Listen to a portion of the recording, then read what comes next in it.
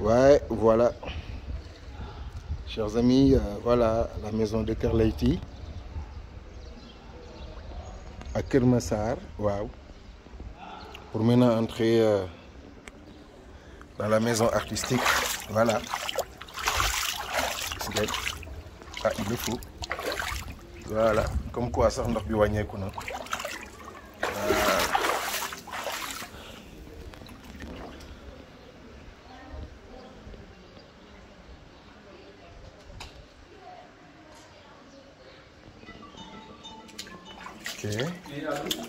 Alors là, décidez. Ça, c'est l'entrée de la maison artistique. Non. Là. Ouais, un peu. Voilà, ça c'est la maison, ici le fille. C'est le bureau. Tout est comme ça, pratiquement. Puis couloir bi là, voilà. Et pourtant, dans le wagné, en fait.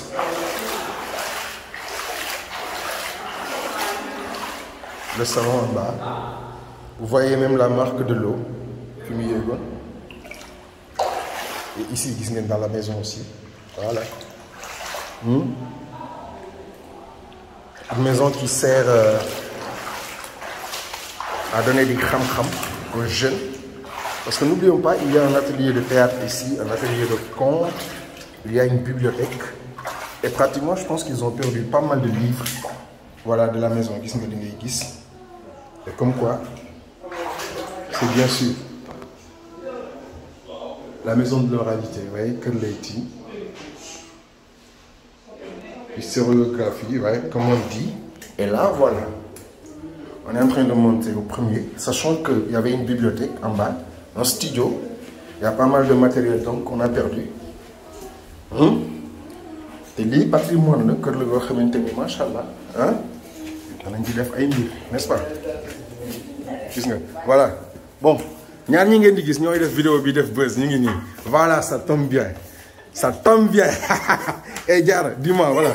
Ouais, dis-moi, d'où est venue cette inspiration? Et Kafia, d'où est venue cette inspiration? Atia, je pense que vous la reconnaissez de toute façon. Nima, qu'est-ce qui s'est passé, Yenia? Hein? On était juste en train de regarder la situation. Et j'ai en train d'expliquer. Déjà, ça a commencé avec ces tresses-là. Heureusement qu'elle a sa perruque. Okay. J'ai fait le collage avec le personnage fille de Banquier. Ok. Et après, on était là et on regardait l'eau. Je lui ai dit, ça ressemble à une mer en fait. Ok. Je lui ai dit, et si on... C'était où? C'était où? C'est ici. On va vous montrer. Allez, on y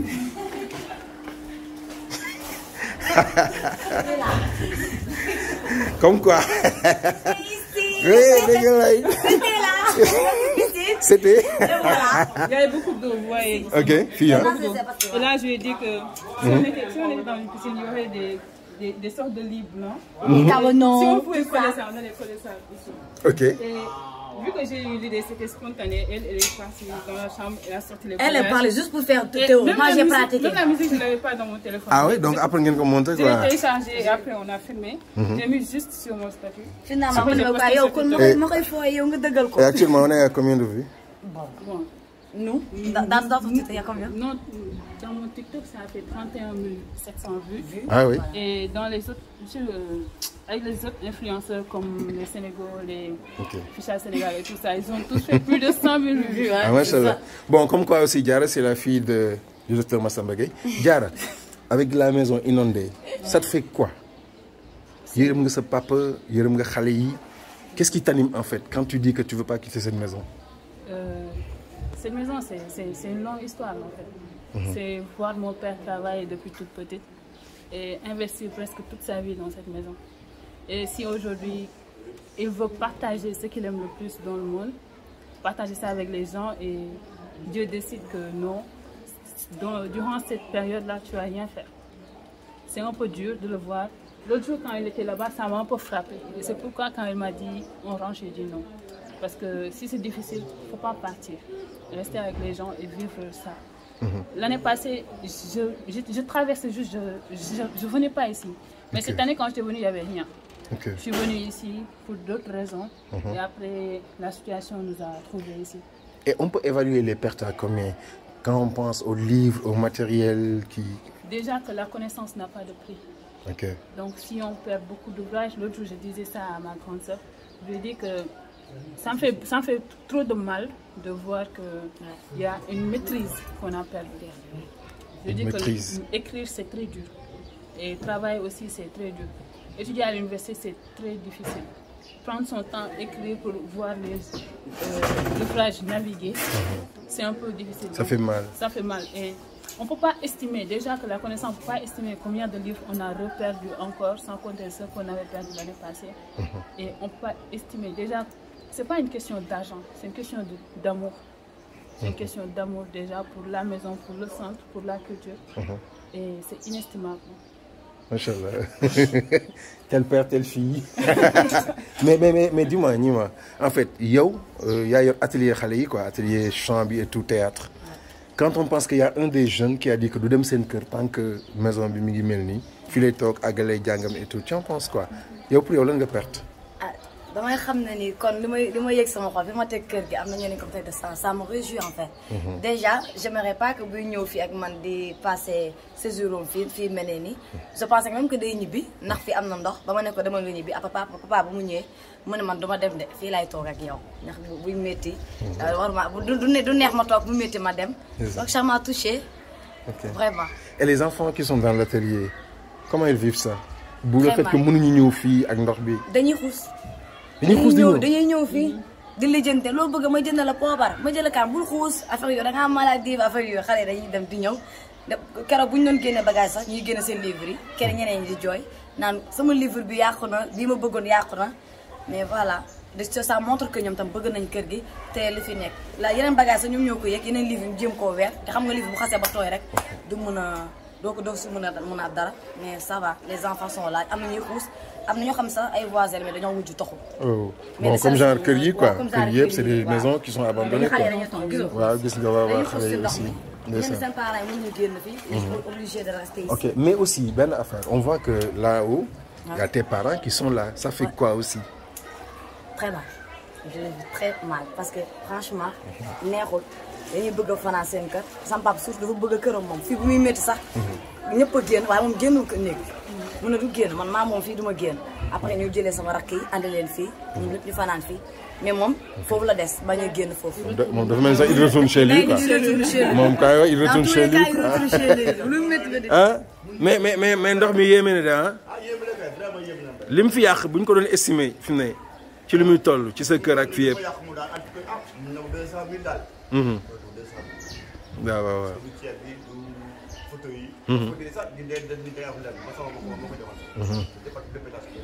cey yàlla.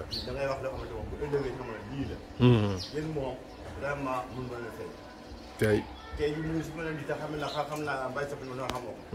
su ma ne xam na ma sàmm na xam parce que xoolaa boole xoolal tuuti ñuy bokk. déjà nga fu ñu ñëwee. war nga ma kii sans papa nga mën na la baax ma sama ñëw. sama lax la aussi ma kontaan naa ci aussi. vraiment nga téye ma ki nga xam ne mooy ñii. jaajëf ci sama doom aussi. bàyyi ci dara fi ngeen jëm ne ma kaay ànd ak moom. vraiment kontaan naa ci. jaajëf merci. Diarra tu vas me présenter la maison. waaw nañ dem nga woon ma théâtre bi woon ma yeneen affaire nañ dem Diarra nañ dem nga woon ma li yàq fii. kañ dem acca. ñëw leen acca ñëw leen yéen ñaar ñëw leen acca. tu me présentes la maison acca lan moo fi. lii dafa mel ni ay lal la wala ay. on a fait donc dañoo yëgal bagage yi ñu mënoon yëgal. Ok. Tout ce qu'on a pu récupérer. Ça c'est les armoires. C'est des armoires faits purement traditionnelles. Ok. Ça, il y a les vêtements de filles qui étaient en bas, qu'on a fait remonter. Ça, c'est les lits, on a tout démonté presque. Ok. Il y a les draps qui étaient en bas. Il y a aussi, même dans les chambres, on a dû reprendre les habits pour les remettre ici. Ah, dans les chambres, ok. On les reprend tout, les mettre ici. Ok. Ouais.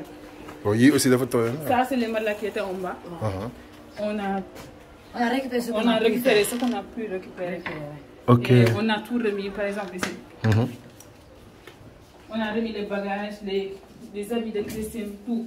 On a essayé. Tant mieux. Li ngeen mën a récupérer quoi. li mën a jël daal lañ jël. mais Christine yow yaa ngi sangu ci piscine yow. teg sa air. ba pare. dama bëgg a gis ñi gisee affaire positivement. ndax man toog naa tere gis ñuy wan ay yeneen dëkk comme Europe. ndox mi dana doon rey carrément di yóbbu seen oto yi. man nag wax dëgg yàlla ça me fait mal mais yóbbu ma reyu kenn. ah mais gars yi tam te été la ñu nekk ma def ko été rek. il faut être résilient. mën nañu jël situation bi mu ñëw. mu metti ba pare nga bëgg a di nekk di ñaxtu à chaque fois. gis nga nit bu fekkee da nga ne yow croyant da nga gëm yàlla. il faut que lu ñëw nga nangu ne yàlla moo ko teg en fait. te lépp lu ñëw il faut nga santé ko yàlla. macha allah mënuñ nekk fii nag di jooy parce que bu doon jooy fii ba suba. du tax ndox mi dem. waaw quand même bu doon jooy day dindi métti kon yow yëpp jug nañ. léegi nañ continuer visite bi aja nañ dem ngeen si biti waaw lu xew foofu ok.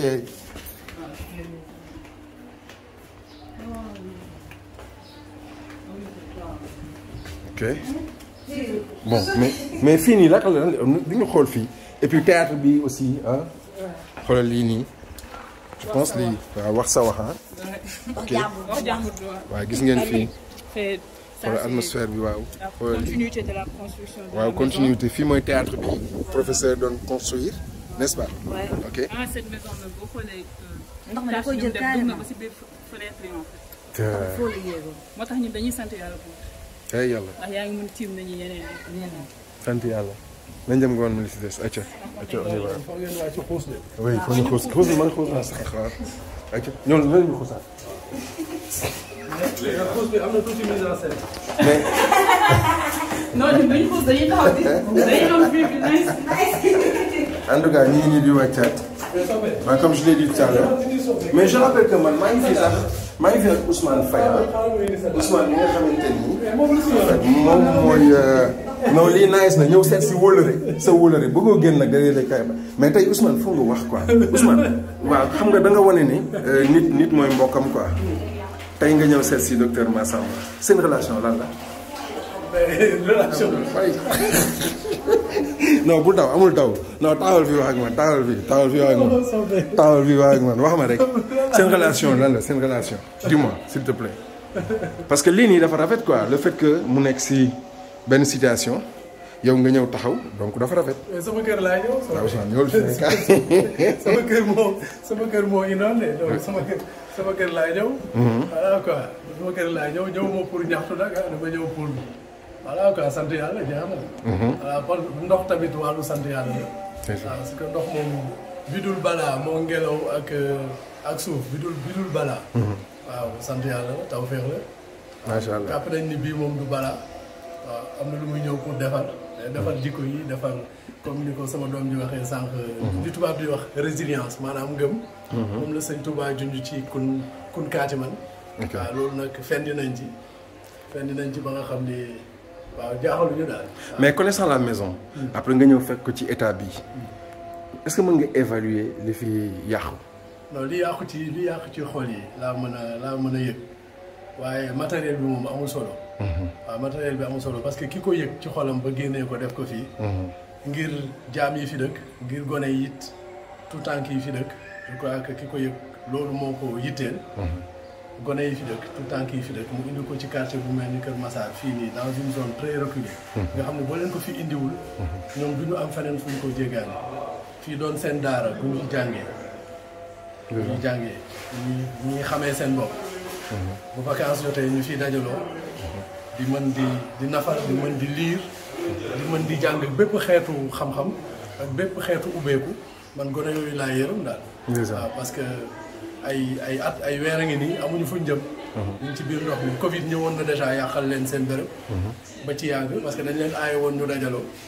parce que buñ dajalee génn dugg seen biir kër yi xam nga dañuy yóbbaale Covid. waaw bien sûr moo taxoon ñu arrêté ba ci yàgg ndox mi ñëw nag indi ay mbiram. yéeme waaw donc gone yooyu moom tout temps kii yërëm naa leen trop waaye nit jëmm ji nga xam ne moom da koo yëg ci xolam ñëw def ko fi. ci alalam la tibb ñëw def ko fii ñu ngi ko fii def moom li tax mu ko fii def ba léegi ñu ngi koy yëg. je crois que mbégteem la mooy centre Kër Leyti. waaw Kër Leyti feddale kóllëre ak way juram wala ak maamam du baax yooyu di Leyti gisee. moom moo ko fi indi nii moo tax mu def ko fi. waaw loolu nag dañuy ñaan yàlla mu delloowaat ko place am parce que béréb bi gërëbu gone la gërëbu gone mooy gërëbu yërmande. waaw gërëbu yërmande nag suñu borom dafay def yërmande. ala kulli alin ndox mi dana dellu place am. parfait en tout cas merci. bon ñu demaat xool yi ñoom jaara ah. ñu xool. waaw waaw ma ñëw waaw. non moom daal la war a yor moom. samay daal ñu ngi si kaw. non sa daal da ko war a kii nii góor yi ñoo war a accueillir. donc voilà un peu gis ngeen de nu ndox mi mel voilà.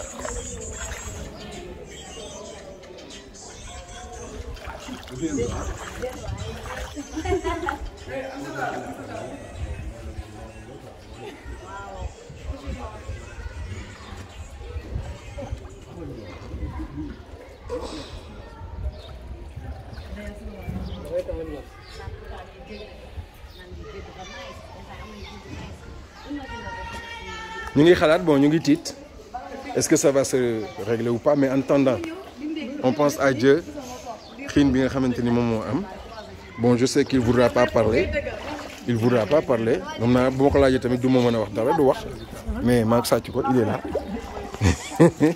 il est là waaw docteur Massa. non Massa franchement waaw parce que lii moom. sant yàlla de ah. sant yàlla comme am na. waa koñ bi ni mën a dëkk ci kaw rek baax na.